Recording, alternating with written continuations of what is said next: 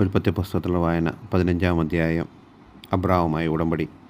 അബ്രാമിന് ദർശനത്തിൽ കർത്താവിൻ്റെ അരുളപ്പാടുണ്ടായി. അബ്രാം, ഭയപ്പെടേണ്ട, ഞാൻ നിനക്ക് പരിചയമാണ്, നിൻ്റെ പ്രതിഫലം വളരെ വലുതായിരിക്കും. അബ്രാം ചോദിച്ചു, കർത്താവായ ദൈവമേ, സന്താനങ്ങളില്ലാത്ത എനിക്ക് എന്ത് പ്രതിഫലമാണ് ലഭിക്കുക?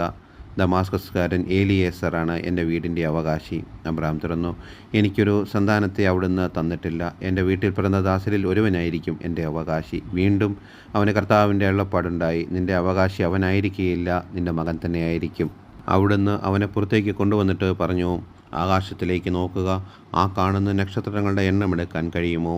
നിൻ്റെ സന്താന പരമ്പരയും അതേപോലെ ആയിരിക്കും. അവൻ കർത്താവിൽ വിശ്വസിച്ചു. അവിടുന്ന് അത് അവന് നീതീകരണമായി കണക്കാക്കി. അവിടുന്ന് തുടർന്നരുൾ ചെയ്തു, ഈ നാട് നിനക്ക് അവകാശമായി തരാൻ വേണ്ടി നിന്നെ കൽദായരുടെ ഊറിൽ നിന്ന് കൊണ്ടുവന്ന കർത്താവാണ് ഞാൻ. അവൻ ചോദിച്ചു, ദൈവമായ കർത്താവേ, ഇത് സംഭവിക്കുമെന്ന് ഞാൻ എങ്ങനെ അറിയും? അവിടുന്ന് കൽപ്പിച്ചു, 3 വയസ്സ് വീതം പ്രായമുള്ള ഒരു പശുക്കിടാവ്, ഒരു പെണ്ണാട്, ഒരു മുട്ടനാട് എന്നിവയെയും ഒരു ചെങ്ങാലിയെയും ഒരു ഇളംപ്രാവിനെയും എനിക്കായി കൊണ്ടുവരിക.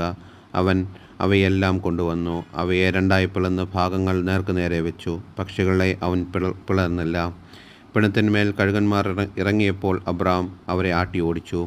സൂര്യൻ അസ്തമിച്ചു കൊണ്ടിരുന്നപ്പോൾ അബ്രാം ഗാഢനിദ്രയിലാണ്ടു. ഭീകരമായ അന്ധകാരം അവനെ ആവരണം ചെയ്തു.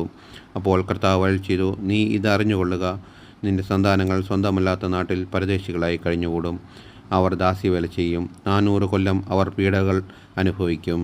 എന്നാൽ അവരെ അടിമപ്പെടുത്തുന്ന രാജ്യത്തെ ഞാൻ കുറ്റം വിധിക്കും. അതിനുശേഷം ധാരാളം സമ്പത്തുമായി അവർ പുറത്തു വരും.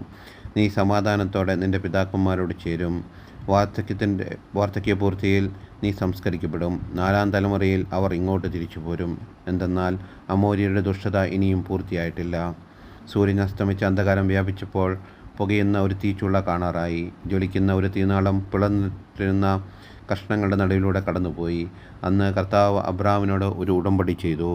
നിന്റെ സന്താന പരമ്പരയ്ക്ക് ഈ നാട് ഞാൻ തന്നിരിക്കുന്നു.